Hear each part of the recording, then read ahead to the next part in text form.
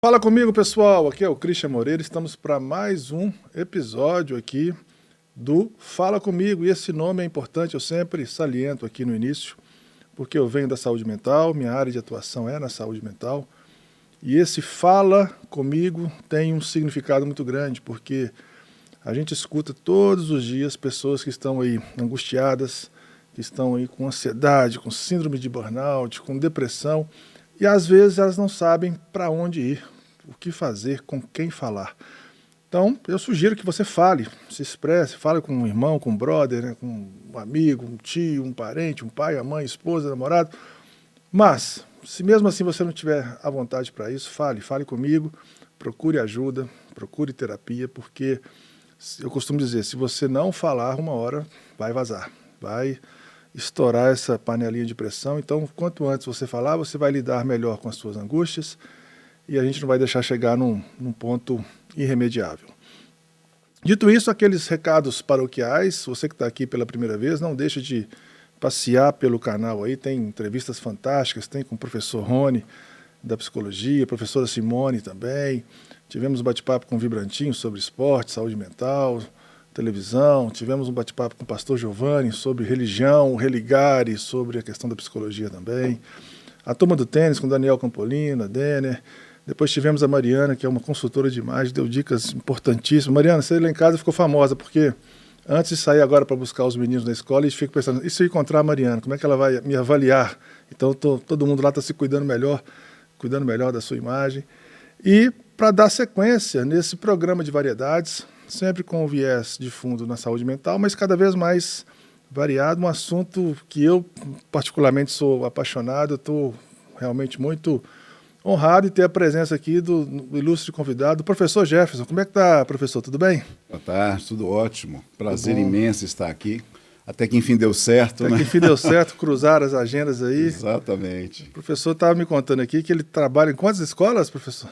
Hoje são 7 escolas, né? 7 escolas. Mais as aulas online, aulas particulares e aos sábados um trabalho voluntário com criança carente também, uma associação comunitária. Muito bom, muito bacana.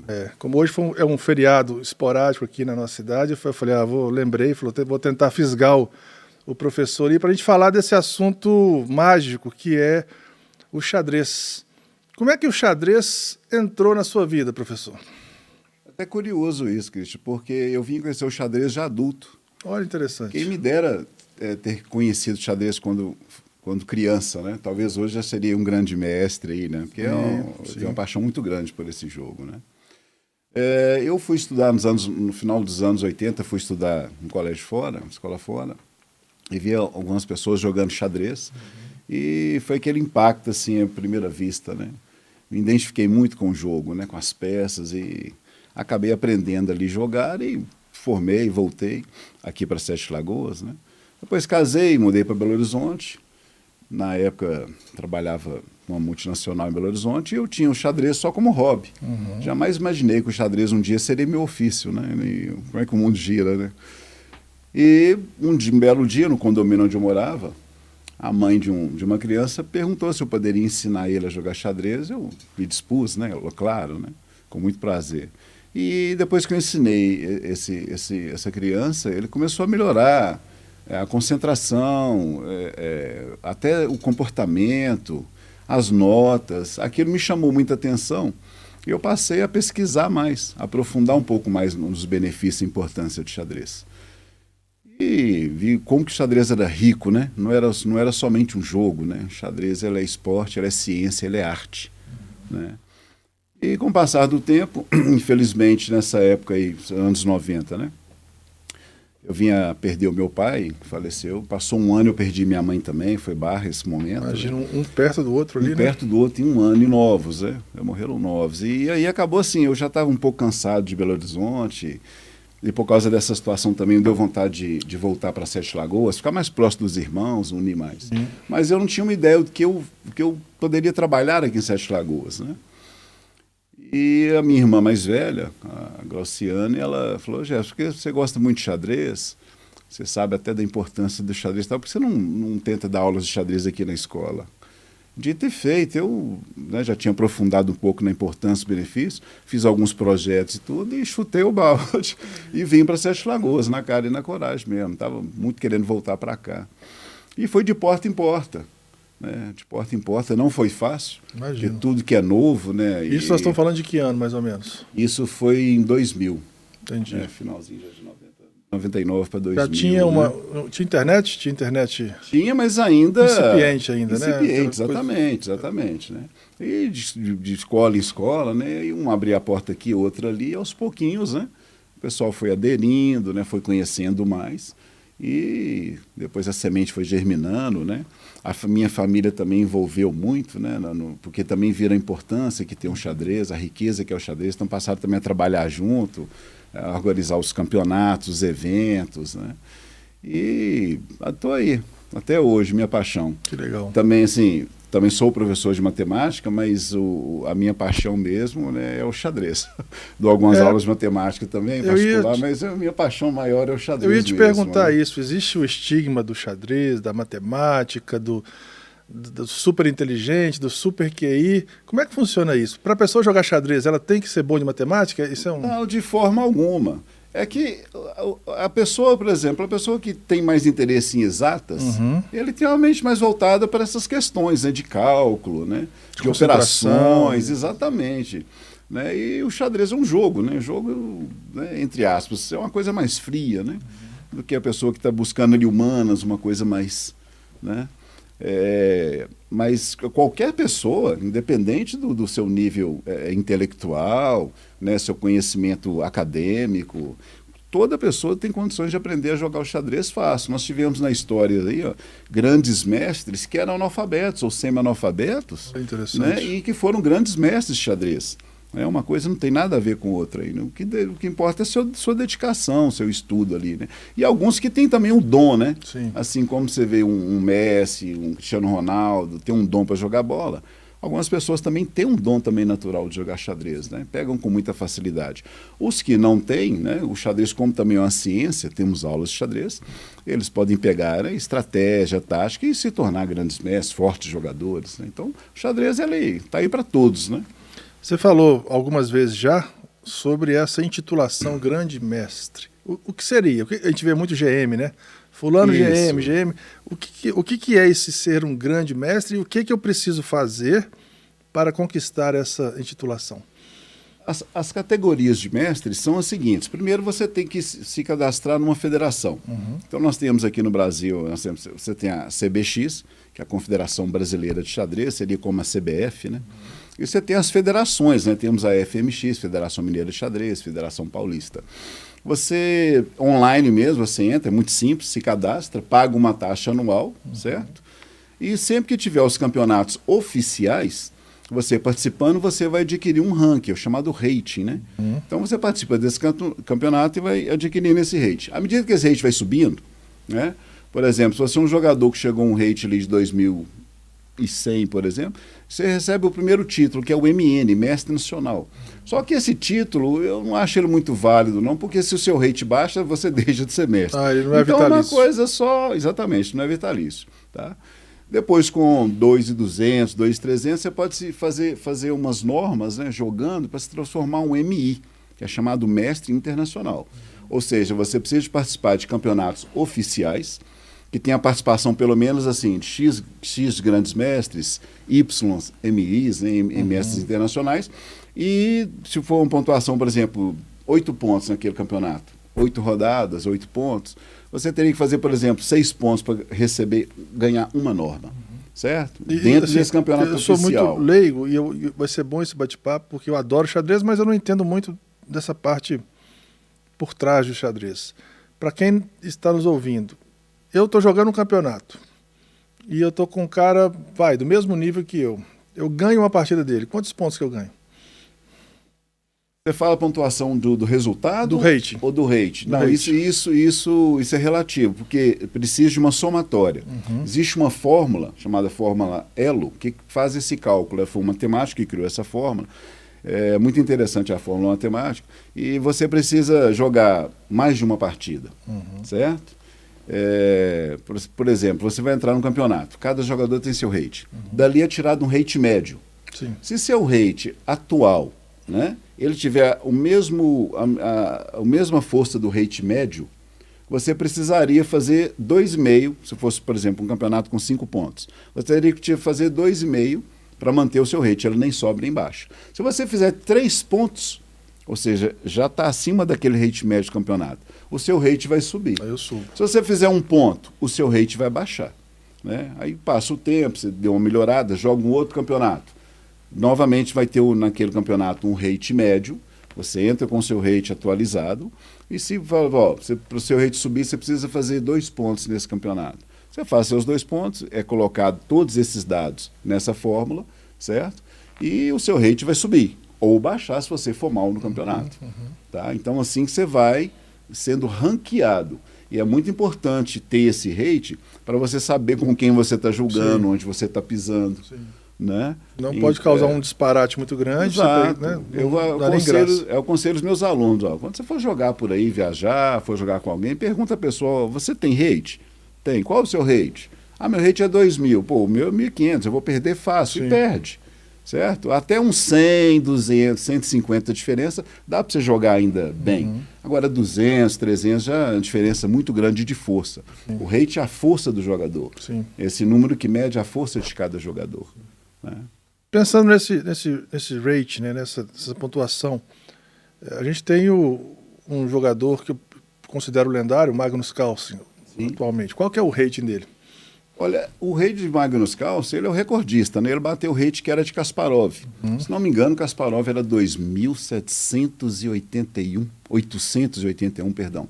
Acho que o Magnus Carlsen chegou a 2.889. Ele não chegou no 2.900, não? Nenhum jogador chegou em 2.900, quanto mais 3.000, né? Coisa que as máquinas hoje já estão em quase 4.000, né? Entendi. Os programas, né?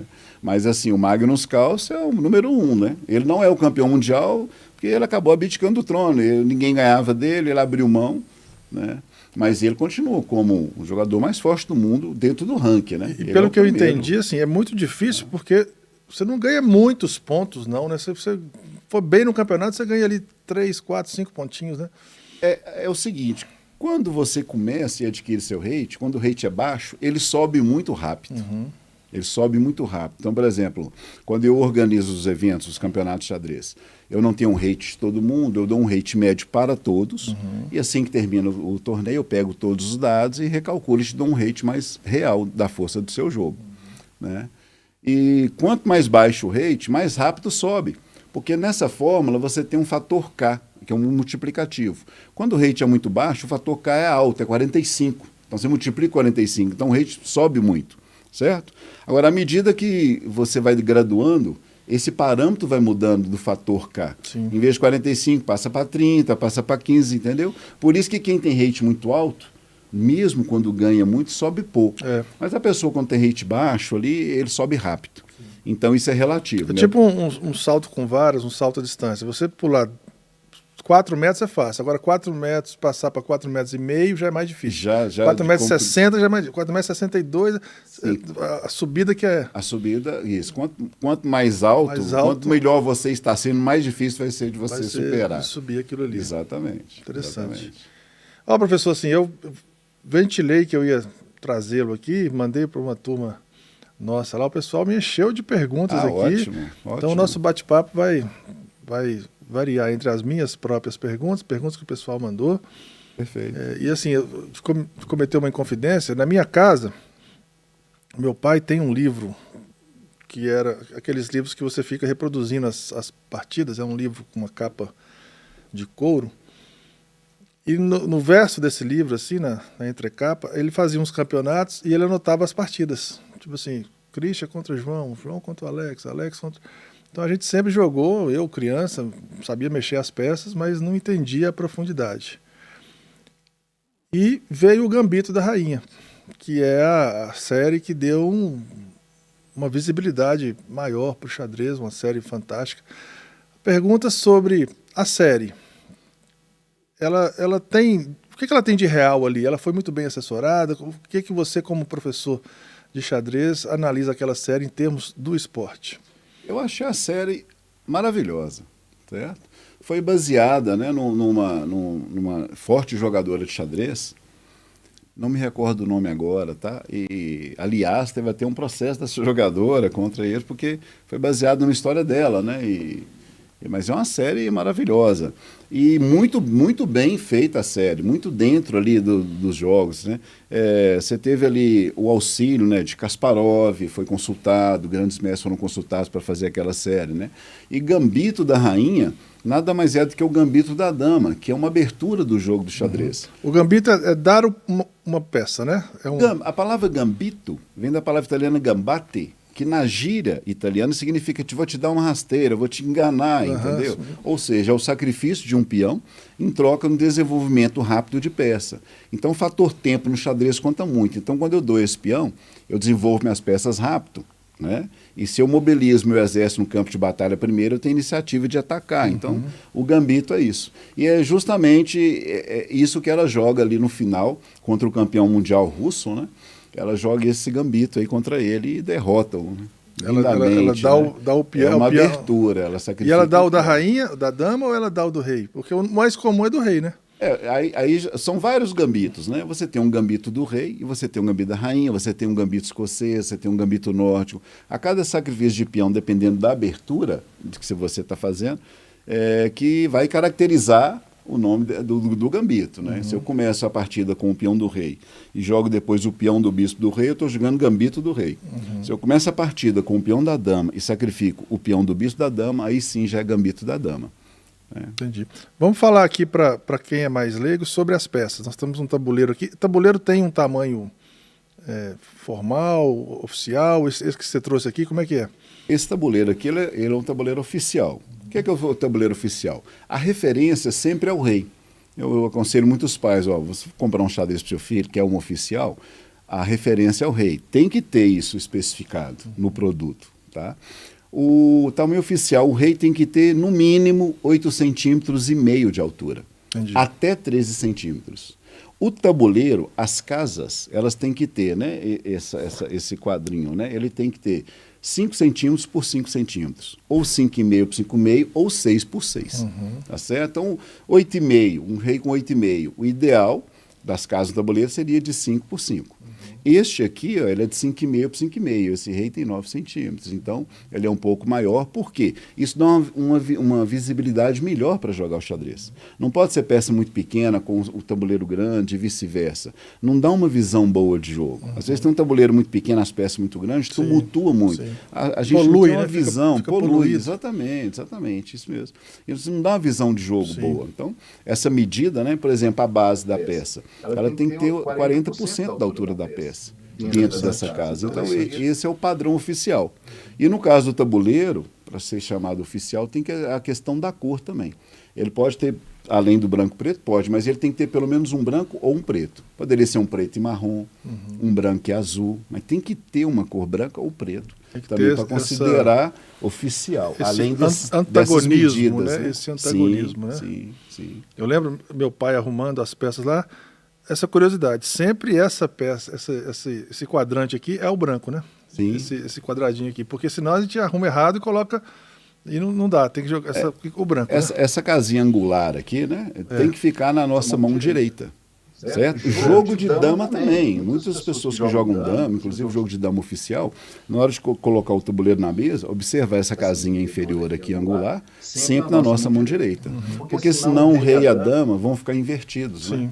E é interessante, tem um livro do Lewis Carroll, né? Além de Alice no País das Maravilhas, que é Alice no Reino do Espelho, que o tema é xadrez, ela passa para dentro do espelho e tudo do espelho é trocado, né? É o inverso. Invertido. E ela joga um xadrez vivo lá dentro. E a sacada que tem que ter, dando um spoilerzinho aqui da história, é que ela, para jogar essa partida lá dentro, ela tem que colocar a casinha preta na mão direita. Essa é a sacada. E o Scarrow foi genial, né? Entendi, porque está invertido, né? Está invertido, exatamente. Né? Esse é a chave do problema para ela conseguir sair e jogar certinho, né? Vamos ficar invertido. Dá para jogar? Dá, mas está errado. Não pode. É estranho realmente. Exatamente. Né? E dama preta fica na casa preta. Sim, olhar da cor da dama, porque peças têm várias cores. Eu gosto de colocar assim, a dama de cor mais clara, sempre na casa de cor mais clara. Certo. A dama de cor escura, sempre na casa de cor escura. Né? Porque tem várias cores, né? Vamos colocar assim, o rei é um cavaleiro, né? Então você vai ficar na cor que lhe pertence, né? E eu fico aqui na minha que é meio antagonista. Isso, o rei então é nós mais temos importante. aqui, então, dama e rei. Sim.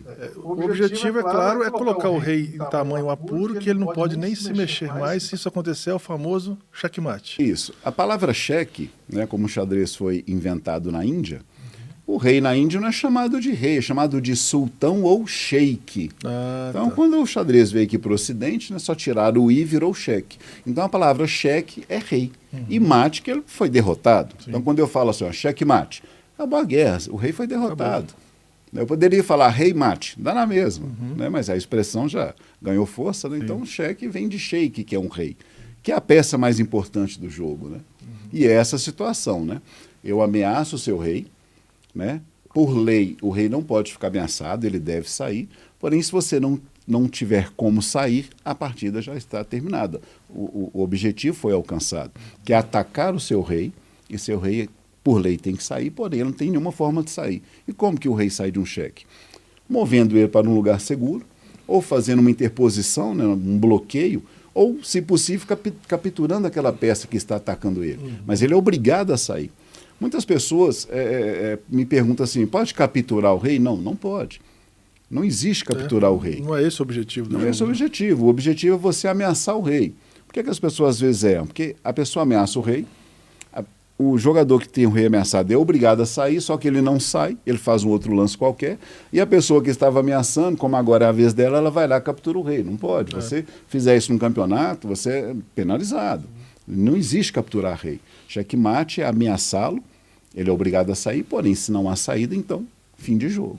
Eu tive a honra, a oportunidade de jogar um campeonato que você organizou lá no Náutico. Sim. Achei muito interessante a experiência.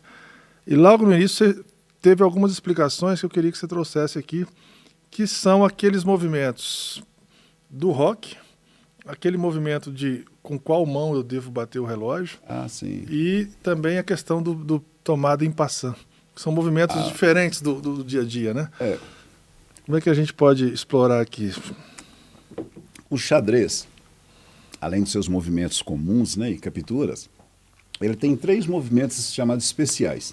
O rock, a palavra rock vem de torre em inglês, que é rook. Tá? E por que tem que vir de torre? Porque é um movimento especial que é feito com o rei e as torres, ou uma torre ou outra torre. Tá? É o rock pequeno e o rock grande. Isso. E por que ela é especial? Por 3 motivos. Primeiro, no rock o rei anda 2 casas. Nós sabemos que o rei só pode, durante o jogo normal, andar uma casa de cada vez. Então no rock, né, ele anda 2. Segunda coisa que faz com que o rock seja especial, o cavalo pula a peça no xadrez. No rock, a torre pula o rei, certo? E terceiro fator que faz com que o rock seja especial é que você está movendo 2 peças numa jogada só. Uma jogada só. Certo? Então eu tenho 2 rocks, né? O chamado rock pequeno e rock grande. E para que serve o rock? Para colocar o rei em maior segurança. Se o objetivo do jogo é dar checkmate no rei, é fundamental que o meu rei esteja bem protegido. Porque o xadrez, quando a gente observa as peças, né, é como se eu estivesse vendo um castelo. Tem as torres nas laterais, né, como um castelo na sua arquitetura tem as torres nas laterais. Né? Os peões são soldados, por isso que eles ficam na frente. Os bispos eram conselheiros, por isso no xadrez eles ficam próximos. Né? Então é como se começasse a batalha e você colocasse esse rei no cômodo mais seguro do castelo. Explica assim para as crianças, né? Ó, começou a guerra, majestade, ó, fica nesse canto fica aqui, aí que o bicho eu vai pegar vou para a na batalha frente. mais sossegado. Seu rei está mais protegido ali. Se você jogar uma partida e deixar o rei centralizado, ele está mais vulnerável, fica mais fácil de dar checkmate. Né? Tem até aquela abertura, tem um nome engraçado, que o rei já sai com... Aqui tem um nome... É Grob. Grob. Por que isso? Por que isso? É uma brincadeira? É uma brincadeira. A pessoa já perde rock, né? E xadrez acontece de tudo, né? Xadrez acontece de tudo, né? Mas, por exemplo, um forte jogador jogar contra um outro forte jogador jogando Grob, ele vai perder muito mais do que ganhar. Porque xadrez é um jogo lógico. Ele tem certos princípios, né? Por que a pessoa perde muito? Porque ele quebra esses princípios. Eu tenho uma abertura ali, né? O xadrez como ciência. Tem as melhores peças para jogar no começo. Sim. Se eu começar a quebrar esses princípios, eu vou me arriscar muito, o preço vai ser mais caro. Sim. Às vezes o jogador fala assim, eu jogo e não faço rock, e ganho. Tudo bem, né? Numa pesquisa que fizeram, a pessoa que não faz rock, a cada 10 partidas ele perde 7, ganha uma, empata 2, então não é isso que a gente quer. A gente quer ganhar mais do que perder. Claro que nós vamos perder e empatar naturalmente, mas se você ficar jogando dessa maneira, você vai perder muito mais. Então não é por aí. Né? E assim, o xadrez, você citou as máquinas aí, as engines, né? Tem Stockfish, tem algumas... Fritz. Eu sou da época do Deep Blue. Quando o Kasparov jogava e ainda ganhava, né? Ainda conseguia ganhar. E hoje em dia, cada vez mais essa distância vai, porque tem computação quântica e por aí vai. Não, está muito forte hoje as máquinas. O ser humano não consegue mais ganhar da máquina. Né? Não dá, está muito distante. E assim, as aberturas, elas têm um nível catalogado já, né? Porque o início é bem o início, né? Eu tenho que colocar em movimento. Mas depois... para um humano é impossível calcular tudo. Como é que funcionam as variáveis? É interessante, né? Por exemplo, xadrez. Há 20 formas de você fazer o primeiro lance. Sim. Eu tenho 8 peões, cada peão pode andar uma ou duas casas, já são 16 movimentos. Sim. E os 2 cavalos que pulam peças vão mais 4 casas os 2. Então, 20 formas para eu fazer o primeiro lance. Sim. Meu adversário tem as 20 formas para me responder. Ou seja, nós podemos, na primeira jogada, fazermos 400 combinações. Na segunda jogada, já passa para 5.700 e pouco. Na terceira, já passa para 1 milhão. Então, milhões. Né? Então, assim, não tem como a gente saber tudo, né? Aprofundar em tudo. Tá? Então, existem essas regras, esses princípios que a gente segue, que são bons princípios, boas regras. Né? O ideal é você começar com os peões, e depois desenvolver os cavalos, os bispos. Dama, torre, são as últimas peças que eu levo para a batalha. É perigoso, né, você colocar a dama em exposição logo cedo, porque é uma peça... Tem pontuação? Existe uma pontuação? Sim, cada peça tem o seu valor de força. Como é que funciona assim? De peão até... O peão ele tem uma força 1, vamos colocar assim, né? O valor dele é 1. O bispo um valor 3, o cavalo um valor 3 também, a torre 5 e a dama 9. O rei, é interessante, o rei tem chamado valor absoluto, ele vale o jogo. Se eu te der checkmate, pouco importa o valor das outras peças, certo? Mas no final de partida... Quando várias peças já foram capturadas, o rock ali da pessoa ele já abriu, o rei tem que entrar em ação. Como assim, o rei para o centro, né? Exatamente, fazer a centralização do rei. E na vida real é como assim, tá sobrando quase nada, se eu não entrar na batalha agora, eu vou perder o rei todo. Ali um rei adquire uma força 4. Sim. Certo? Mas no começo do jogo, como ele fica bem escondido, ele não está em ação, ele não é ativo, né? Ele não tem esse valor. Mas se tomar um checkmate, acabou o jogo. E essa força é importante, que você está trabalhando ali, né, matemática, aritmética. Sim. Eu posso trocar 2 torres por uma dama. Você perdeu a dama. Peraí, eu ganhei 2 torres. Eu troquei 10 por 9. Então, meu exército não enfraqueceu. Então, essa permuta é importante por isso. Agora, é um valor relativo. Por quê? Depende muito também da atividade da peça.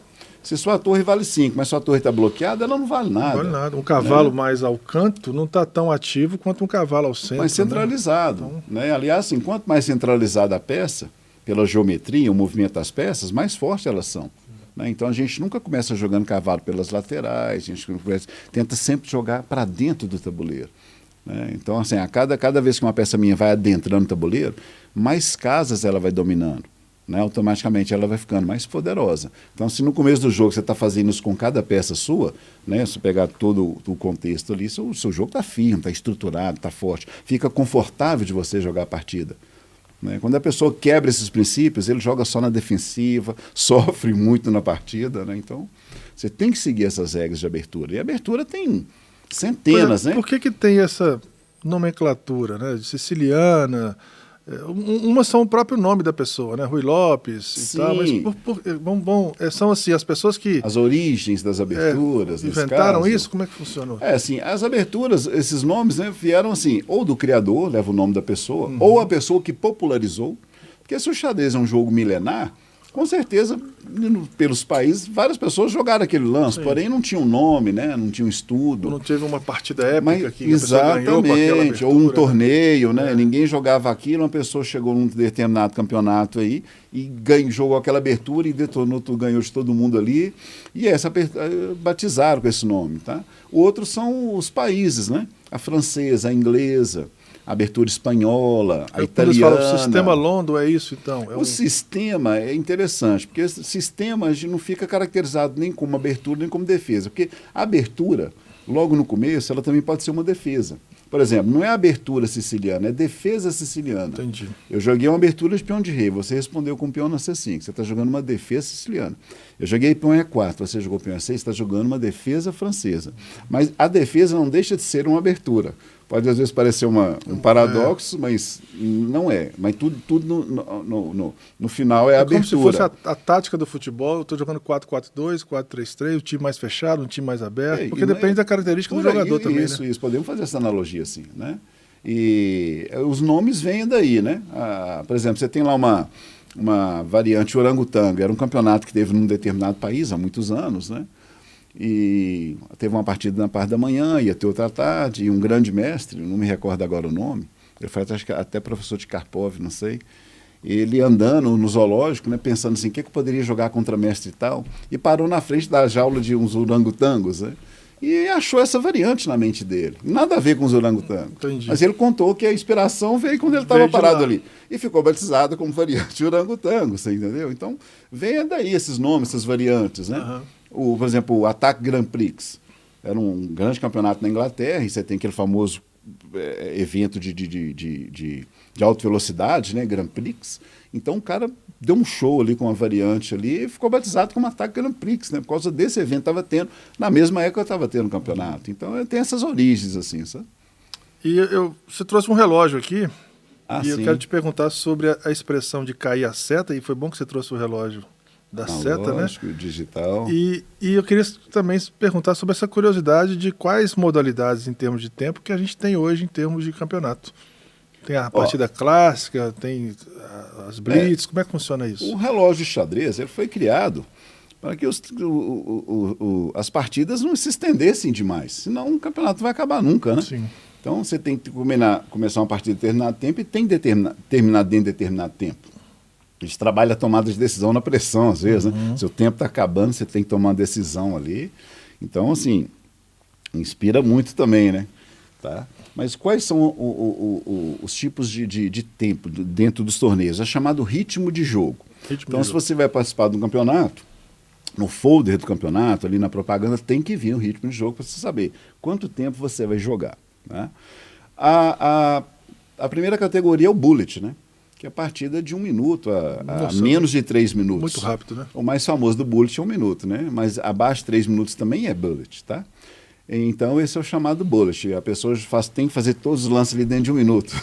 E eu não posso fazer o lance e bater com a outra mão, não, né? Não. A regra é você movimenta a peça com a mão direita para apertar. Eu também não posso pegar a própria peça e bater com a peça também não. Também você vai tomar advertência, se insistir vai ser penalizado. E bato aqui. Exatamente. O relógio é isso, você mover a peça e apertar o seu relógio, parar o seu relógio e acionar o relógio do adversário, né? Automaticamente, né? E depois você tem o blitz, né? Que vai de 5 a 10 minutos. Acima de 10 minutos até 60 é o rápido, né? O blitz ou relâmpago, o rápido ou nocaute, e acima de 60 minutos é o xadrez chamado clássico, né? Uns chamam de stand, outros falam pensado, eu acho muito errado, porque toda partida é pensada, né? Então, é um nome que eu não O Magnus foi campeão mundial dessas categorias todas? A principal categoria que ele foi campeão mundial é do xadrez clássico. Né? Do standard, né? Essa é a principal. Mas vira e mexe nessas outras categorias, né? Já ganhou nessa categoria, em outra, mas vem outra e ganha. Por quê? Quando você joga muito rápido, você tem tempo para jogar, né? Alguém pode se superar, você pode cometer uma imprecisão, até mesmo um erro, então tudo é possível no xadrez, né? É um jogo de humano, né? Claro. Não erra, né? Então ninguém é infalível, né? Tá? Em termos de jogadores, você citou já aí o Kasparov, tem o próprio Magnus. Para você, quem foi os maiores? O campeão mundial, o meu campeão mundial favorito é Alexandre Alekhine. Para mim foi o melhor, na minha opinião, tá? Mas isso é difícil, né? Você teve cada campeão ali no seu tempo, seu estilo. Então, como científico do xadrez, estrategista, né, o Mikhail Botvinnik, o Anatoly Karpov, José Raul Capablanca, né, a máquina de jogar xadrez. Esses, cubano, na minha opinião, né? Cubano, um dos melhores estrategistas, né? Agora, jogadores mais agressivos, né, o Kasparov, o Alekhine, esses eram jogadores mais agressivos, né? Mais táticos, né? Um jogo mais combinativo, né? Essas combinações, sacrifício de peça. Então, você tem os estilos, né? E todo grande mestre tem seu talento ali, né? Todos, para mim, são muito bons, né? Mas o meu campeão mundial favorito é o Alekhine. E eu gosto muito também do Bob Fischer, né? Que na época da Guerra Fria ali derrotou o Boris Spassky, né? Muito bom. E não tinha também, internet né? nessa época, né? Então, a Rússia era um polo... política no meio, Guerra Fria, a Rússia, né? tinha vários expoentes, ele... bem dizer, sozinho ali, foi lá e... Ele venceu, vamos dizer, a Rússia era soberana no xadrez, sempre foi soberana, sempre não, assim, até essa época, né? E o Bob Fischer sozinho derrotou essa escola toda, a Rússia, né? Ninguém parou. Na Guerra Fria, né? Exatamente, né? Exatamente. Agora, brasileiro... nós temos muitos fortes, bons jogadores, né? Mas o grande mestre que eu mais admiro é o Henrique da Costa Mecking, né? O Mequinho, né? Ele é vivo, né? Eu já tive a honra de jogar com o Mequinho, né? Eu já tive o prazer de jogar com o Mequinho. Ele é vivo ainda, né? Joga campeonato. Ele chegou a ser o terceiro mais forte do mundo, né? Se ele passa o Vitor Korchnoi, ele enfrentaria o Karpov pelo título mundial, né? E ele perdeu por um ponto, né? Então, assim, você pegar um Brasil na época dessa aí de anos 70, né? Nada de tecnologia, você não tinha outro jogador, ele também foi um grande guerreiro, né? De chegar lá. Uma coisa é você morar na Europa e ter um network onde você pode jogar, treinar com todo mundo. Sozinho aqui no Brasil, os grandes lendo mestres livros, né? russos eram profissão. O cara ganhava muito dinheiro para poder estudar xadrez, né? O esporte era muito valorizado, né? A pessoa ganhava bem. Aqui o Mequinho, né? No Brasil, nos anos 70, chegar onde ele chegou, né? Então, assim, tira o chapéu pro Mequinho, sabe? Do brasileiro, para mim, o maior grande mestre, sabe? Como é que a gente está hoje no cenário atual, em termos de Brasil? O Brasil, nós temos fortes jogadores. Tem o Sup, né? Eu admiro muito o Sup, tá? Ele não sei se ainda está como campeão brasileiro, ou perdeu o título ano passado. Não sei, acho que ele é atual campeão brasileiro. O Krigor também é um jogador muito forte. Né? O Molina, também já joguei com o Molina, sabe? Que é aqui de Belo Horizonte, também um forte jogador. E tem outros surgindo aí, né? Outros jogadores brasileiros aí surgindo. O xadrez hoje expandiu muito, né? Está muito diferente do passado. Tem os streamers, tem as partidas comentadas, tem sites para jogar, aulas de xadrez em escolas, né? Então, muitos livros sobre o assunto, né? Então, você hoje tem material muito, né? Muito material. Por exemplo, eu dou muita aula online, né? Eu tenho aluno nos Estados Unidos, eu tenho aluno na Inglaterra, e é bacana isso, né? A tecnologia propicia isso para a gente. Aproxima, né? A globalização, o mundo virou uma bolinha, né? É verdade. Verdade. Né? Então, assim, e as plataformas, entendeu? Os programas estão muito bons, né? Você joga no chess.com? Eu jogo mais no Lichess. E recomendo até o Lichess, porque o Lichess ele é 100% gratuito. E ele tem recurso, mas muito recurso. O chess.com é um excelente site. Tá? Só que você aproveitar muito o chess.com é pago. Né? E eu já passo para os alunos, né? Joga no Lichess, quando você melhorar muito, é forte mais, tudo bem, né? Pode jogar no chess.com. Mas o Lichess, o que ele tem de recurso e totalmente gratuito, eu recomendo, sabe? Eu dou muito valor. Muito valor. Tem uma pergunta aqui que me mandaram. Como que o xadrez pode ajudar a você enfrentar os raciocínios da vida? Você é um diretor de uma empresa, você é um aluno e você joga xadrez. Se isso pode ser também aproveitado nesse treinamento para a vida? Ah, sim.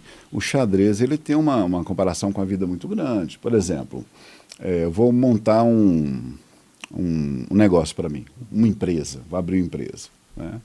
Eu preciso fazer uma pesquisa, né? Eu vou montar uma loja. Eu vou procurar um amigo meu, perguntar, você tem um contador bom para me indicar? Estou querendo montar uma empresa. Eu estou fazendo um bom lance aí, entendeu? Ou pergunto a uma pessoa que mora em tal bairro, estou querendo abrir ali tal coisa. tem alguma loja dessa por lá, por perto e tal? Eu falo, não tem nenhuma não, até falta e tal. Estou fazendo outro bom lance, tá vendo? Então, assim, eu estou fazendo boas jogadas, né? E o meu checkmate vai ser o sucesso do meu negócio. Então, o xadrez também, para gestão de empresa, ele é muito bacana. Agora, como que pode ajudar a pessoa nesse caso aí? Tá? Uma das coisas mais bacanas que eu acho no jogo de xadrez é que te ensina a pensar muito melhor antes de agir, antes de tomar uma decisão. Te ajuda a ver outras possibilidades, outras variantes. Aquela pessoa que está sempre jogando xadrez, né, ela tem uma capacidade, né, de resolução de problema muito maior. Né? Ela consegue ver, em um curto espaço de tempo, alternativas para a resolução daquele problema. E sempre está encontrando a melhor solução. Sim. Então, as pessoas que jogam xadrez em relação à administração, a tomar decisão, são pessoas que vão errar menos, vão ser menos negligentes. Né? Por quê? Estão pensando melhor antes de agir. No caso de criança, né, às vezes o pai chega perto de mim e fala assim, mas depois meu filho começou a jogar xadrez, ele mudou até o comportamento. Por quê? Criança, né, é muito imediatista, né? Eles fazem a coisa e não mede consequência de nada. O que acontece quando a criança ali, o jovem, começa a jogar xadrez? Ele vai fazer determinada coisa, né? Depois que ele começou a jogar xadrez, ele já dá uma parada e fala assim, a mãe não vai gostar disso não, pai não vou mexer com isso não. Começa a medir a consequência. Exatamente. Futura daquele... Coisa que ele não fazia, só agia mecanicamente. Que é o lance do xadrez, né? Se eu jogar Exatamente. aqui, esse cara pode... Não, peraí, não, acho que era melhor... Então, acontece. Então, assim, está despertando aí também o espírito de responsabilidade. Eu preciso tomar uma decisão aqui para fazer uma jogada. Então, eu preciso... E a responsabilidade é minha. Foi eu que tomei essa decisão. A consequência ela é toda minha, seja boa, seja ruim. Então, está despertando esse sentido de responsabilidade na pessoa também, na criança. Se você, na vida que a gente está falando, se você não fizer bom lance, não pesquisar e tudo, você vai se dar mal. Sim. No xadrez também, se eu não pensar nas consequências da minha jogada, nas variações, se eu fizer isso, meu adversário faz aquilo, mas se ele fizer aquilo, eu faço isso. Ah, tá, mas se eu for por aqui? Isso é que é bacana do xadrez. Né? E o maravilhoso é que, no final das contas, você ganhando a partida ou perdendo, você trabalhou isso aqui. Sim. Você desenvolveu ali sua concentração, seu raciocínio ficou mais aguçado, ativou mais a sua memória, você passou agora a pensar melhor antes de fazer as coisas, né? Antes de dizer as coisas. Todo o processo cognitivo foi ativado. Né? Exatamente, todo o processo cognitivo, que forma a nossa inteligência, né? Sim. A tomada de decisão, né? Você começar a ter iniciativa para fazer as coisas, não ficar esperando o outro falar para você o que você tem que fazer, né? Hoje está demais, né? Então assim, uma coisa... Se você não mastigar e pôr na boca, não vai, né? Hoje está complicado. Tá, né? Mesmo. Quem joga xadrez, fizeram um trabalho com um time da NBA uma vez, do basquete. Passaram um exercício. Ó, você está aqui no seu campo aqui, o garrafão aqui e tal. Se fizer essa jogada aqui, o que você faria? Precisa pedir para dissertar ali. Quem jogava xadrez deu a melhor resposta. Né? Por quê? Você passa a ver alternativas mais rápido, alternativas melhores. Né? Eu falo para as crianças que gostam de jogar bola, você está dentro da grande área ali, sofrendo uma pressão, sobrou uma bola, né? Intuitivamente você dá um chutão para aliviar. Aquele que começa a jogar xadrez, né? Que ainda não é craque no futebol, ele quando pegar a bola ali em milissegundo, ele vai, além do chutão, ele vê que ele pode jogar ali para o lateral, enfiar lá para o ponto esquerdo, ele começa a ver essas possibilidades, coisa que ele não fazia antes. Por quê? Ele começou a ver variantes mais fáceis, então começa a vir esse benefício. Então o xadrez ele ajuda muito nisso, né? Você começar a ver possibilidades, resolver problemas com mais facilidade, escolhendo, tomando a melhor decisão possível, né? Diante de diversas situações, né? Principalmente diante dos problemas da vida, né? Ajuda bastante, sabe? E assim, o objetivo primeiro é divertir, né? Sim, claro. Então, a pessoa aprende para poder divertir. Quando você adentra aqui, o mundo some, né? Você relaxa, você distrai. E quanto mais você vai amadurecendo, mais você vai gostando do jogo, né?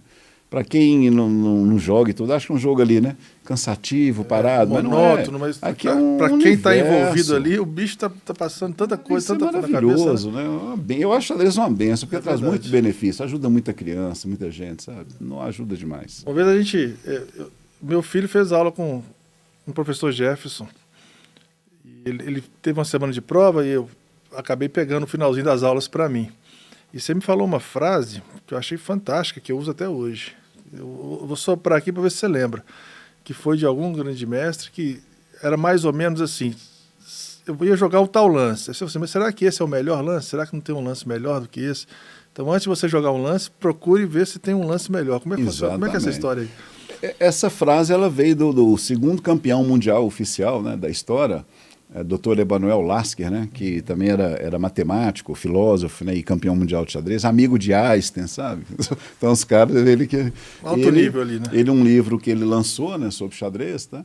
Ele, uma frase maravilhosa, né, que me influenciou muito, né, ele falou, você está pensando, procurando uma jogada. Assim que você achar um lance bom, procure um melhor.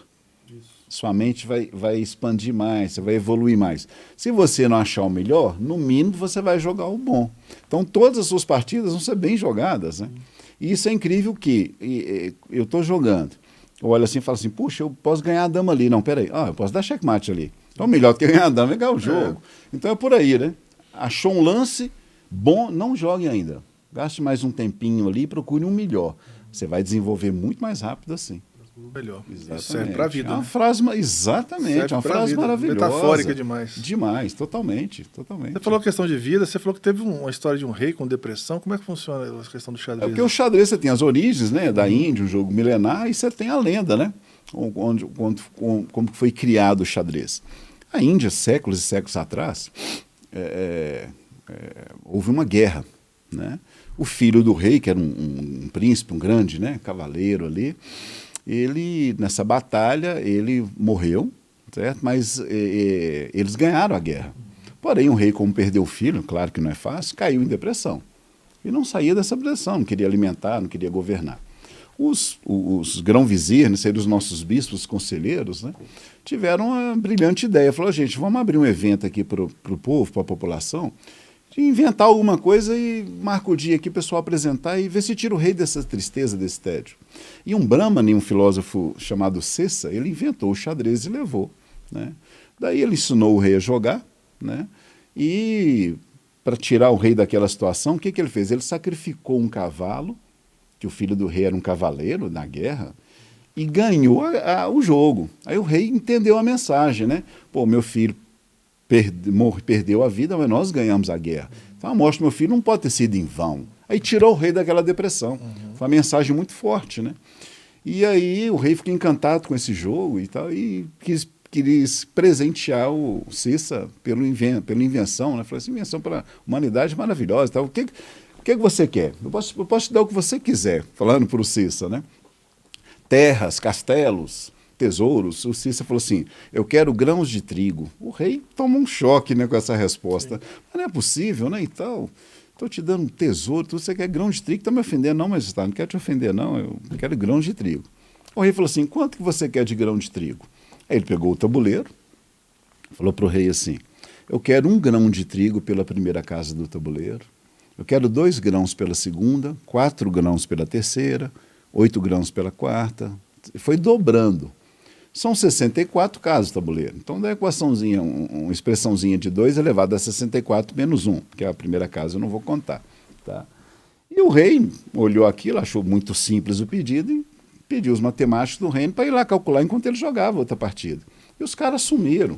Depois de umas 10 horas, os caras voltaram apavorados. Você não mexe com e o isso, rei, não. o que foi? Falou assim, ó, majestade, com toda a sua riqueza, nós não temos condição de pagar ele essa quantidade de trigo. Aí o rei ficou apavorado, mas não pode, né? Que significa? Que quantidade que é essa de grão de trigo? Né? O que dá para a gente fazer com essa quantidade de grão de trigo se eu for dobrando a cada casa? Dá, Christian, para a gente cobrir a superfície do planeta Terra com a camada de 2 centímetros de grão de trigo. E o rei achou que era um pedido simples, né? E o rei não tinha condição de pagar. Aí o Brahmano falou assim, não quer que me paga não, mas não julgue as coisas assim antes de você dar uma aprofundada, né? Então essa é uma lenda muito bacana, sabe? Muito bacana. E tirou o rei ali da depressão, né? Interessante. É um jogo muito bacana e ajuda muita gente, né? Eu já ouvi se há estudos que o xadrez pode realmente combater doenças como Alzheimer, como demência, como é que... Interessante. Tem um grande jornalista e mestre internacional que vai muito a fundo nessas questões, né? Ele é da Espanha, Leoncio Garcia, tá? Ele é colunista de um jornal espanhol. Ele há alguns anos atrás, uns 15 anos atrás, ele lançou, né, mundialmente, né? Ele é muito famoso no mundo, algum mestre, pessoas que jogaram xadrez desde criança e que tiveram Alzheimer na vida. Se alguém no mundo conhecia alguém, não aparecia um. Depois de um ano, descobriram um grande mestre, não sei se é na Holanda, não sei precisar o lugar não. Mas aí o que aconteceu? Quando eles examinaram a pessoa, pelo tempo que eles já tinham Alzheimer, ainda estava muito precoce o Alzheimer, então retardou. O fato dele ter jogado xadrez muitos anos retardou um pouco a doença, entendeu? Mas não acharam nenhum outro mestre que teve Alzheimer, envelhecendo ali e tal, né, na terceira idade, nenhum que passou a vida assim jogando xadrez, né? Então você vê que teve um benefício muito grande, sim, né? Então sim. ele fez isso mundialmente, né? Lançou isso mundialmente. Até um dia eu vi uma palestra dele quando apareceu um, né? Acho que no YouTube tem ela ainda, e falando que o grau, né, que estava o problema, estava muito pouco pelo tempo que já tinha sido diagnosticado. Sim. Então retardou muito, né, a doença ali, entendeu? O problema ali, né? Eu trabalho como psicanalista e estou também na psicologia. A gente atende horas a fio aquela conversa, a gente chama de atenção flutuante, que é uma atenção que você dá, você olha todo o cenário, o respiro, a marcha da pessoa, o jeito que a pessoa está, se ela está com uma higiene em dia, se ela não está, se o que ela está falando é o que ela está falando, se o gestual está combinando com a fala. Então isso é muito exaustivo. E detalhes, eu tenho, né? Detalhes. E eu tenho por hábito de chegar à noite, abrir o computador, eu chamo de higiene mental, jogar umas 3 partidinhas de xadrez ali. Que é o meu momento de... Relaxa, né? E não importa muito... o resultado, mas é o... E ao pensar ali, eu saio revigorado. Eu saio... Pô, foi legal, foi interessante, foi... Que droga, por que eu dei esse uma higiene mental, É uma né? higiene mental. É uma higiene mental, sim. Então eu até sugiro assim, a todos os meus amigos lá da psicanálise, da psicologia, eu falo, joga xadrez.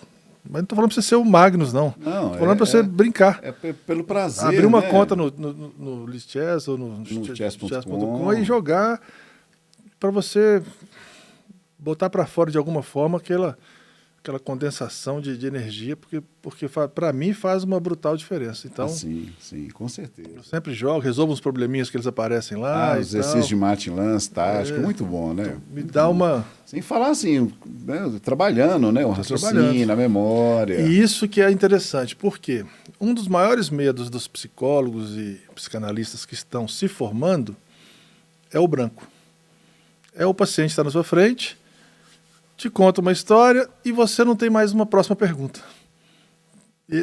As pessoas têm esse temor, né? Mas e se eu travar no consultório? E ao jogar xadrez, não sei se tem a ver ou não, mas quanto mais eu jogo xadrez, mais vívida fica a minha forma de poder pegar um gancho e trazer para um lado que me dá uma sagacidade interessante. Amplia, né? Amplia. Falei, interessante, você falou isso aí, mas você já pensou por isso? E a pessoa gosta. Então, as minhas consultas ficam muito mais interessantes quando eu estou com o xadrez em dia. Bacana. E quando eu deixo assim, por questões de... É porque estimula, né? O xadrez estimula o cérebro da gente. E muito, né? Ele começa a aguçar partes assim, né? Que às vezes estava ali tem hora que parado, você dá uma... ociosa, né? Dá uma... Opa, peraí, eu mesmo gostei dessa pergunta que eu fiz, porque é interessante, vem a neurociência, né? Essa teia que a gente vai fazendo essas sinapses, né? Novas. Rede, né? Então é interessante, assim, eu recomendo demais para todo mundo que, de qualquer profissão, jogue xadrez para você treinar. A gente não vai para academia? Exatamente, treina, ginástica para o corpo, né? E para o cérebro, né? Pois tem que ter o xadrez, né? Tem que ter o xadrez. Tem o ideal diferença. Ter os dois, né? Tem os dois ali. Né? Em termos de partida sua, professor, você lembra você vai lembrar, mas você tem alguma partida sua marcante? E por que ela foi marcante? Nesses torneios? Eu tenho uma partida marcante, assim, sempre tem uma partida que a gente gosta muito, né? Mas íamos participar de um torneio internacional e eu organizei um torneio treinamento, né? E nesse torneio estávamos eu e um amigo meu, também assim, um forte jogador, muito forte jogador, e dentre todos os jogadores ali que a gente conhecia, éramos os dois mais fortes, com o melhor rate. Sim. Tá? E eu pensei comigo assim, né? Bom, são 5 rodadas, né? Quando nós dois nos enfrentarmos, quem ganhar provavelmente vai ser o campeão desse torneio, né? Por quê? Depois vão pegar adversários com uma força, embora possa perder, naturalmente, claro. tá? E foi interessante que antes de começar, ele estava conversando com uns alunos meus que também jogam campeonato, e eu escutei ele falando assim, nossa, eu detesto jogar contra peão de dama. Eu já escutei, ou seja, o xadrez já começou fora da partida. Entendi. Aí eu pensei comigo, bom, quando o sistema nos emparcerar, se eu tiver de branca, o que eu vou jogar? Peão-dama. Dito e feito, eu joguei peão-dama. Né? E existe, como eu te falei, regras e princípios no xadrez que você deve seguir. E com ele, além de jogar o peão-dama e psicologicamente já incomodar o adversário, eu segui as regras, as condições para um ataque. O que eu preciso para um ataque ser bem sucedido? Primeiro, um bom número de peças, no mínimo 4. E jogando contra um jogador forte, no mínimo 4. Segundo, um centro dominado e estabilizado, um centro firme que você não teme um contra-ataque ali no centro. É o a melhor maneira, né? o contra-jogo ali, Contra-jogo. Né? E é uma maneira, quando você está atacando o rogue da pessoa, a maneira da pessoa contra-atacar no centro ou na lado da dama, porém no centro é mais forte. Então você tem um bom número de peças, um centro firme e estabilizado. Né? Você tem vantagem em espaço, ou seja, não tem um bom número de peças, não tem espaço as peças irem atacar. Não fazer trocas desnecessárias. Por quê? Você está me atacando com 5 peças. Se eu consigo trocar 3, seu ataque perdeu potência, perdeu força, vai me aliviar. Então, evite trocas desnecessárias. Se você tem essas 4 condições, está na hora de atacar. Então, esse é o momento exato, você tem que partir para cima. E partir para cima é fazer a chamada ruptura. Vou romper o seu roque, né? Ou com peões, ou sacrificando alguma peça. Porque eu já tenho uma turma boa que já vai entrar detonando. E essa minha partida com ele, né, foi interessante, porque eu já comecei com peão de dama, segui todo esse protocolo. Aliás, nas aulas que eu falo de condições para um ataque, eu uso essa partida como exemplo, ela encaixa igual uma luva, tá? E sacrifiquei um cavalo no 15º lance e ele foi obrigado a abandonar. Né? Então, essa partida marcou muito nesse sentido aí. Né? Por quê? Porque ela provou mesmo que as condições para um ataque são essas, e na teoria e na prática ela funciona. Então, você vê que a coisa funciona ali tranquilamente. Né? Então, essa partida marcou muito. Né? Outra partida que marcou, quando eu joguei com o Mequinho, né? Imagino. E assim, só de jogar com ele, né? É bom que você jogou solto, né? Só Leve, de jogar né? com ele, exatamente. Então foi muito bom. Sabe? Foi muito bom, rendeu um pouquinho. É isso que eu vou te né? perguntar. Vamos supor que eu fosse o Calce. Você vai jogar comigo. A abertura vai ser mais ou menos catalogada. Em qual momento você se sente apertado? Fala, caramba, agora porque não deu para mim. É interessante você colocou aí. Quando você vai jogar com uma pessoa, se ela for melhor do que você, mais forte que você deve fazer um jogo fechado. Bem fechado. Você tem que dar trabalho, tem que dificultar para o adversário. Porque se você abrir linhas, como a capacidade de cálculo dele, combinativa, é melhor do que a sua, ele vai ganhar de você. Certo? Mais Quando você faz ainda, né? mais rápido ainda. Quando você faz um jogo mais fechado, demora, ele vai gastar mais tempo e tal. Ele pode cometer uma imprecisão que você pode tirar proveito, você pode encontrar uma posição de empate, ou até mesmo ganhar a partida. Né?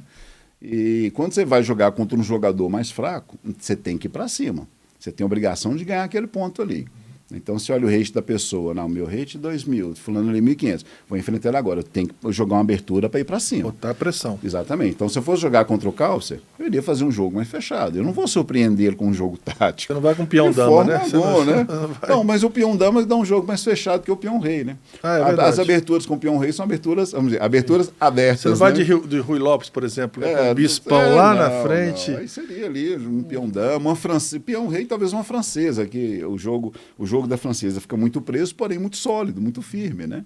Mas, assim, a diferença é muito grande, né? Com certeza você vai perder. Agora, demorar a perder é melhor ainda. Você degusta mais. Degusta mais a partida, né? Embora ainda a possibilidade da pessoa cometer um erro, uma gafe, que é raro, mas acontece, né? Ele perdeu do SUP, né? Um sacrifício bonito. Lindo, fez, né? Linda partida. Né? Mesmo linda uma partida. Blitz lá. Uma blitz, o SUP sacrificou a dama e para ganhar dele. Ele fez uma careta, né? Tem esse vídeo. Então, assim, é uma honra para a gente aqui no Brasil, né?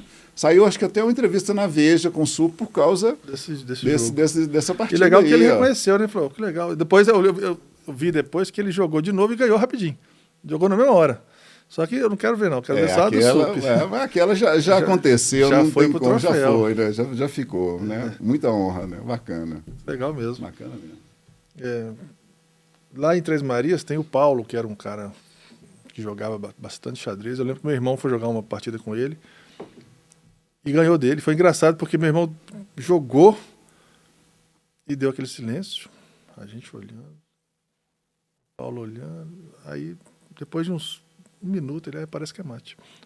Mas, sabe que quando você não acredita que você está ganhando de um grande jogador assim da cidade, acontece, né? Então, claro, nossa, será que eu ganhei?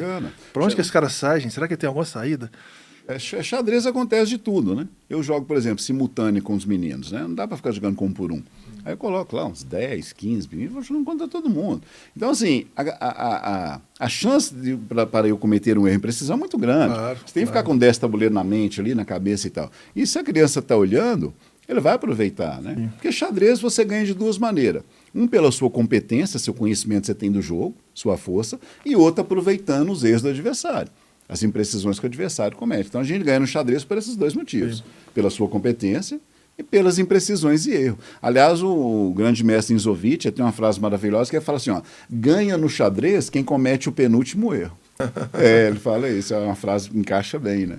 E xadrez, a gente é humano, a gente, né, não importa. De vez em quando um aluno ganha, isso é normal. E fico feliz quando um aluno ganha, né, uma partida ali, me dá muita alegria, né? Aprendeu bem. Sim. O xadrez lembra muito o tênis. Eu jogo tênis e o tênis é considerado o xadrez de pernas. Ah, que bacana. Porque o tênis ganha quem comete menos erros não forçados. O que é o erro não forçado? Nós estamos trocando bola aqui. Eu vou e coloco uma bola minha na rede, é um erro seu. Eu que errei. Você não me forçou a fazer aquele erro. Eu ganhei aquele ponto por sua culpa, né? Então, por exemplo, o Rafael Nadal é um expoente porque ele sempre tinha mais uma bola. Você jogava ele lá e buscava, até você querer buscar tanto a linha que você errava por 2 centímetros. Você comete um erro não forçado e você, pela soma, você acaba perdendo a partida. Entendi. E no tênis também tem um negócio interessante que tem no xadrez, que é o 7º game. Porque o tênis é um set de 6 games, e tá 1-1, 2-2, 3-3, entra o 7º game. E normalmente quem saca tem uma certa facilidade de ganhar o game. Sair com a branca, né? Nas peças de xadrez, joga com a branca. Porque eu vou sacar, eu vou jogar você para lá, então já sei o que eu vou fazer no segundo. Então quem saca tem... Um xadrez aí, né? É um xadrez. O tênis é um xadrez de pernas. E o Federer é famoso por ser o maior vencedor do 7º game. Ele joga 1-1, 2-2, 3-3, fala, tô bem. No 7º game ele administra, ele endurece, né, o jogo. Na última. E quebra o cara. Se ele quebra o cara, você tá com 3 e eu tô com 4 e eu vou sacar. Aí eu faço 5-3, você faz o seu 5-4, eu confirmo o meu 6-4. Ele já tem uma estratégia, né? Então é muita estratégia mesmo, cada vez mais, e é um xadrez de perna. O jogo de futebol. O campo é o tabuleiro. Os jogadores são as peças. Por que às vezes um time pequeno derrota um time grande? Porque o técnico está jogando uma partida de xadrez melhor. Por exemplo, ele vê lá, estuda o jogo do outro. Eu sou o técnico, né? O outro time maior é muito melhor do que o meu, mas vem cá. Aquele zagueiro ali da direita, ele era muito fraco. Ele não marca esse ponto esquerda meu, não. Nós vamos segurar aqui, jogar só 4-4-2 fechando, e toda hora você enfia a bola ali que o cara não aguenta marcar, não. E cruza lá dentro. Pode ganhar a partida por causa dessa estratégia. Pode. Ou seja, ele foi um jogador de xadrez melhor do que o outro ali. Enxergou naquele momento. Exatamente. Então, assim, dá para você encaixar em muita coisa, né? Muito bacana. A questão de estratégia, de tática, né? Porque a estratégia e tática, né? As pessoas falam, o que é estratégia e o que é tática? Né? É uma maneira da gente entender isso com mais clareza. Por exemplo, vamos dizer que quando terminar a entrevista aqui, eu vou para a rodoviária. Né? Esse é meu plano, essa é a minha estratégia. Como que eu vou para a rodoviária? Eu vou de moto, eu vou chamar um Uber, eu vou pegar uma carona com você. Qual tática eu vou usar para chegar na rodoviária? Então, a estratégia é um plano. Né? Ela é mais abstrata porque ela depende de N fatores para me conseguir... E depende do outro também, né? Exatamente, para me realizar a minha estratégia. Agora, o que eu vou fazer para conseguir concluir? Né? Que táticas eu vou usar para fazer essa estratégia ser realizada? Entendeu? Então, essa é a diferença de estratégia para tática. Né? Os meios que eu vou usar para conseguir que a minha estratégia seja vitoriosa. Né? Então, essa é a diferença bem... Fica claro dessa maneira, assim, né? Sim. Ó, professor, falei que ia passar rápido, tá vendo? Já passamos aqui de 1 hora com esse bate-papo. O assunto, quando é bom, né, Christian? Infelizmente voa, né? Eu já deixo aqui o convite para uma segunda rodada. Estou à disposição. Nessa segunda rodada eu vou ter uma honra de perder para você aqui ao vivo, para poder a gente jogar uma comentada para a galera. As pessoas verem os movimentos das peças, como joga, né? E é interessante também a gente poder mostrar como que funciona a mente de um de uma pessoa mais preparada, porque eu vejo isso, assim, por exemplo, o meu irmão Alex, de cada 10 ele ganha 8, e eu ganho 2 e fico super feliz. Eu vejo que ele está 1 ou 2 lances na minha frente. Eu acho interessante porque ele é mais de exatas, ele é mais concentrado, e eu sou muito... Saio com a dama e quero fazer umas... Você já sai com o canhão logo, né? Eu quero fazer um sacrifício que às vezes ele não pega. Falei, ele viu, sabe? Eu acredito no imaginário que não vai dar certo. Então, Entendi. é interessante jogar com ele porque replica muito a vida, né? Falei, se eu tiver um pouco mais de... Quando eu quero endurecer com ele, eu faço um planejamento melhor, eu ocupo o centro, eu faço uma abertura mais sólida, eu roco, aí eu dou mais trabalho e aí o nosso jogo fica parelho e tal. Você vê, já é a maneira correta de jogar com ele, A maneira né? correta de jogar com ele. Uma coisa que você falou é muito, muito interessante. Eu tive muita dificuldade com isso. Cada um tem o seu jeito de jogar, Sim. tem seu estilo, suas preferências. O xadrez, quando você quer melhorar nele, você tem que jogar posições que não estão dentro das suas preferências. Sim. Então você tem que jogar o que a posição está pedindo e não aquilo que você gosta. Muita partida minha que estava empatada ali e tal, eu fui forçar e perdi muita partida por causa disso. Então isso é uma das coisas mais difíceis para tirar de um jogador de xadrez. Ele parar de jogar, você falou assim, quando você joga com mais calma, mais paciência, você está jogando o que a posição está pedindo. E não o que você quer fazer contra ele. O que você quer fazer contra ele já não está funcionando mais. Entendeu? Então é a hora da gente mudar. Agora eu preciso mudar, porque senão eu não vou progredir. Então o xadrez, né? A gente fala muito disso na aula, né? Essa posição ali. Eu vou fazer o roque. Já dá para fazer o roque. Aí você faz o roque e perde um peão. Ora, fazer o roque é bom? Não é ótimo, mas não é hora. A posição não está pedindo isso, está pedindo você proteger o peão. Então você tem que jogar o que a posição está pedindo. E isso, imagina assim, aprofundando em estratégia, em tática, né? Então muitas pessoas perdem partida porque não jogam o que a posição pede. Sim. Eu, às vezes, estou jogando online ali, a pessoa começou a trancar o jogo inteiro. Eu sou muito tático, muito agressivo no jogo. Começa a trancar tudo. Eu já dou aquela parada e já começo a jogar também, até ver se acha uma brechinha ali, porque senão você perde. Porque quem vai achar uma brechinha é o adversário, né? Então, isso o jogador tem que aprender quando ele estiver evoluindo, né? Progredindo. E comparando para a vida também, é interessante que, falando por mim, né, que eu sou um rate bem abaixo, como que a gente não consegue enxergar oportunidades que estão ali na nossa cara. Não é? E às vezes você faz uma revisão... Porque você não muda, né? Não muda. Eu falei, gente... Seu ponto de vista... Na revisão tinha uma dama lá que eu sou o bispo. Por que eu não peguei? Por que eu não vi isso? Estava na minha cara. Interessante como que às vezes... Aí eu faço até um paradoxo, uma analogia com a psicologia. Você precisa do olhar de fora. Para você ser treinado a enxergar as oportunidades. Peraí, cara, você não está vendo que isso aqui... Tem um bispo ali, ó. Está descoberto ali, ó. Está pendurado. Por que você não toma? Por que você não tomou? Por que você não capturou, né? Aquela oportunidade. Então, a vida também, né? Às vezes assim você está quebrando cabeça aqui, está batendo aqui, mas, peraí, né? Eu não sei se é o Einstein, né? Você errar e ficar repetindo, fazendo a coisa 1000 vezes, querendo que ela dá certo, não é? Não sei se é Einstein que falou, né? Uma frase mais ou menos assim, né? É uma tolice você querer o mesmo resultado fazendo da mesma maneira, forma, né? Exatamente. Einstein, né? Acho que é Einstein, né? Exatamente. É isso que a gente está falando. Você tem que jogar o que a posição está pedindo. Então, assim, a vida também, né? Nas poucas aulas que a gente fez, eu trago para mim alguns retratos. Não está muito claro, mas eu olho assim, isso para mim está cheirando mate. Entende o que eu quero dizer? O que é cheirar o mate? Eu não sei. Eu acho que intuitivo, né? Acho que se eu aproximar essa torre aqui, der uma pressãozinha com o cavalo ali, esse cara não vai... Você já está tendo um vislumbre do mate ali. Peraí, né? acho que ele não vai ter para onde correr muito. Então, isso também é bacana. É interessante. Eu quero acertar essas nossas agendas, voltar a fazer uma aula contigo. Meu irmão já falou que quer fazer aula com ele lá de São Paulo, perguntou se faz online, eu falei que faz. Fazer aula online. Então, mas não dá aula para ele agora por enquanto, não, deixa eu ganhar. Vamos fazer primeiro as aulas. Vou fazer um aqui, aninho né? primeiro, para depois eu bacana, passo o telefone para ele. Bacana. Mas brincadeiras à parte, deixa para aquela câmera ali o seu contato, quem quiser se aperfeiçoar no xadrez, faça um convite para a turma aí. Isso, bom, gente, então tá aí, né? Primeiro, agradecer aqui o Cristian, essa oportunidade da gente estar falando aqui desse esporte, ciência e arte que é o xadrez, né? Hoje, aulas, né? E pela facilidade que a gente tem, aproveitando a tecnologia, né? Tem muita aula online, né? Para contato, vou deixar aqui meu telefone. Pode, claro. Né? É o 99249-7304. A gente agenda um horário, faz uma aula experimental. DDD é 31, recomendo, né? 31, perdão, 31. Né? Recomendo fazer aula, né? Primeiro, para você divertir. Né? E segundo, desenvolver, né? As nossas capacidades, né? É isso aí. Treinar o cérebro. Ó, eu agradeço demais a sua presença. Eu agradeço, que isso foi um prazer muito grande. Espero que a né? gente possa ter o 2, o 3, porque ó, tinha te pergunta aqui ainda. E tem muita coisa, né, que a gente poder assunto, falar de xadrez. E olha que nós não entramos no jogo em si ainda. Mas eu Rapaz. gostei muito dessas analogias que a gente fez com a vida, com a psicologia, com a psicanálise. Eu gostei bastante. Foi um Foi bate-papo muito produtivo. Muito produtivo para mim também. Foi uma honra. É mesmo. Pessoal, muito obrigado aí pela presença de vocês. Compartilhe esse vídeo, marque, joga lá nos grupos do WhatsApp aí para a gente poder levar esse bom bate-papo para todo mundo. E até a próxima. É só o começo.